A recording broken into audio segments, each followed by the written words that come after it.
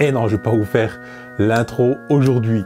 Bonjour à tous et bienvenue aujourd'hui dans cette nouvelle vidéo.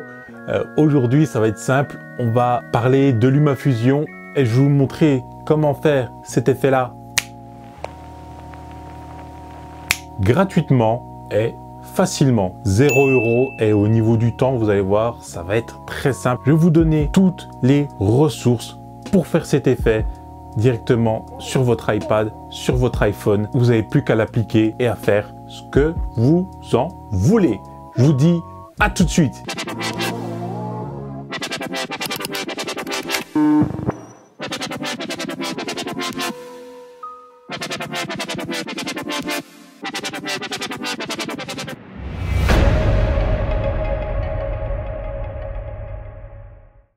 On passe maintenant sur LumaFusion. Là, j'ai pris un petit extrait, quoi, 30 secondes environ, mais on va le couper, hein, bref. On va d'abord appliquer une lutte de conversion. C'est une lutte de conversion fournie par DJI. C'est une lutte qui passe donc des logs M 10 bits en Rec 709, donc pour les écrans HD. On va étalonner un tout petit peu.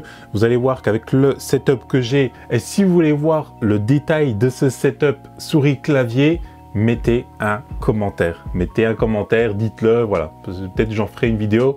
Ça dépend de vous. On va faire tout le nécessaire et après, je vais vous appliquer l'effet vintage. Voilà, on est parti. Vous voyez bien le curseur de la souris ici. C'est vachement plus pratique qu'avant, hein. Honnêtement, c'est vraiment plus pratique. Je vais aller dans les effets spéciaux, ici dans les luttes, je vais descendre un peu, et c'est clairement mieux aujourd'hui avec la souris et le clavier. Il y a des raccourcis touches, et puis, enfin voilà, vous savez, déjà avec le stylet, c'est déjà super pratique, mais avec la souris, c'est encore beaucoup mieux, surtout quand vous êtes à la maison. Alors, je vais appliquer ici, voilà, cette lutte, je vais baisser un peu, je vais mettre à 0,30 pour la fusion, parce que je veux pas que ça soit sursaturé, surcontrasté, enfin voilà, je limite en fait l'impact de la lutte. Ensuite, je vais ici, hop, dans la petite palette, je prends celui d'origine, et là je peux aller faire mes petits réglages au niveau de la luminosité, si je trouve qu'il y en a un peu trop, au niveau du contraste, je peux en rajouter un petit peu. Là, je laisse comme ça. Au niveau de la saturation aussi, comme d'habitude, on y va mollo. Vraiment, on y va mollo là-dessus, hein. Voilà, on peut, ici, c'est les hautes lumières. On peut baisser ce qui est haute lumière, hein, ce qui frappe en haute lumière sur l'image. On peut soit baisser ce qu'il y a dans l'ombre, hein, on le voit ici, hein, par exemple. Si je baisse, c'est de plus en plus foncé ici. Ou sinon, on peut relever ce qu'il y a dans l'ombre. Moi, je vais laisser tel quel. Voilà. Après, il y a plein d'autres réglages que je vais vous laisser explorer, chercher, trouver en fait un petit peu. J'ai fait vraiment une colorimétrie toute petite, hein. Aujourd'hui, c'est pas le but de faire ça. Je voulais juste vous montrer ça en passant, comment c'était simple à la souris en plus. Dans mes fichiers qui sont sur ce disque dur, si vous vous demandez comment je le relis, comment j'arrive à le lire sur un iPad de 2017 sans port USB-C, mettez la question dans les commentaires, enfin, demandez-moi si vous voulez le voir dans une prochaine vidéo, la vidéo de setup, enfin voilà. Demandez en tout cas. Et donc là-dedans, il y a un fichier qui s'appelle vintage.mp4. Voilà, c'est un fichier où il y a un effet de grain en fait. Ça fait un effet très vintage, très ancien. Donc, je vais l'arrêter là. Je vais le mettre sur la timeline. Je vais le superposer à la timeline, là. Voilà. C'est quelque chose qui dure 1 minute. En fait, au début, il dirait 10 secondes, mais je les ai multipliés dans LumaFusion. Et ensuite, voilà, j'ai exporté. Donc, ça fait un petit truc de 1 minute qu'on peut répéter tant de fois qu'on veut sur la timeline. Donc là, je coupe, hein, parce qu'on ne va pas tout prendre.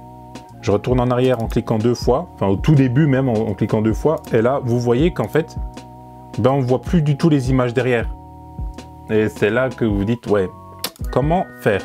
Et bien là, c'est vraiment très simple parce que depuis la dernière mise à jour 2.1, on a les options de fusion.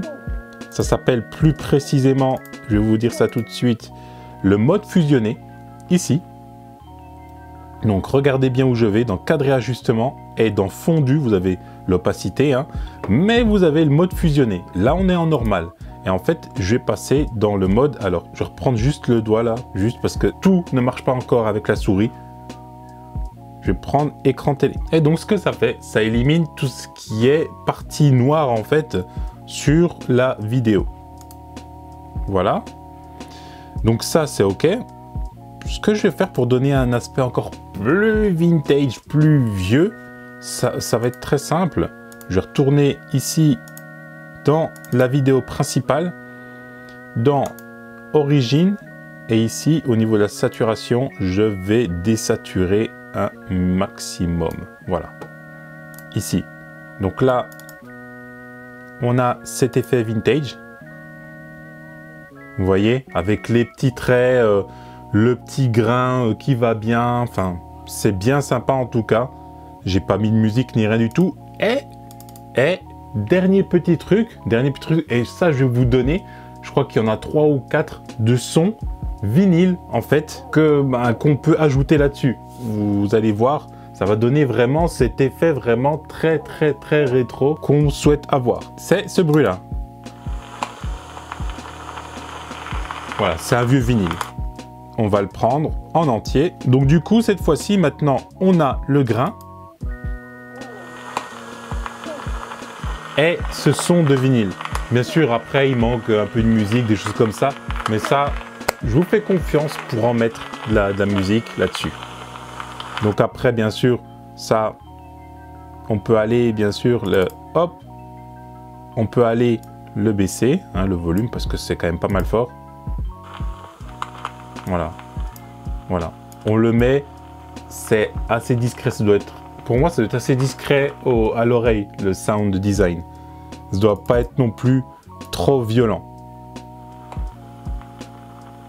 Et donc, comme ça, on obtient un effet vintage, que ce soit par l'image ou par le son aussi. Et comme je vous ai dit, c'est gratuit et c'est simple. Voilà, voilà. Donc, c'est tout pour ce petit tuto. J'espère que vous l'avez apprécié. N'hésitez pas à exploser les likes. Vraiment, je compte sur vous pour les exploser, ces likes. N'hésitez pas non plus à vous abonner, à activer cette satanée cloche. Clairement, activez-la parce que je ne vais plus être régulier, honnêtement. Et puis, je vais poster quand j'ai besoin de poster, quand j'ai envie de poster. Enfin, voilà, ça sera comme ça dorénavant. N'hésitez pas à mettre en commentaire ce que vous voulez savoir en plus, si vous avez des questions, si je suis passé trop vite sur quelque chose, que je vous réexplique un petit peu. Normalement, vous avez vu, si vous êtes coutumier un petit peu de LumaFusion, c'est pas super compliqué. Honnêtement, c'est jamais compliqué, LumaFusion. Merci d'avoir regardé cette vidéo. Moi, je vous dis à la prochaine. Photographier, filmer, voler en toute sécurité. Peace!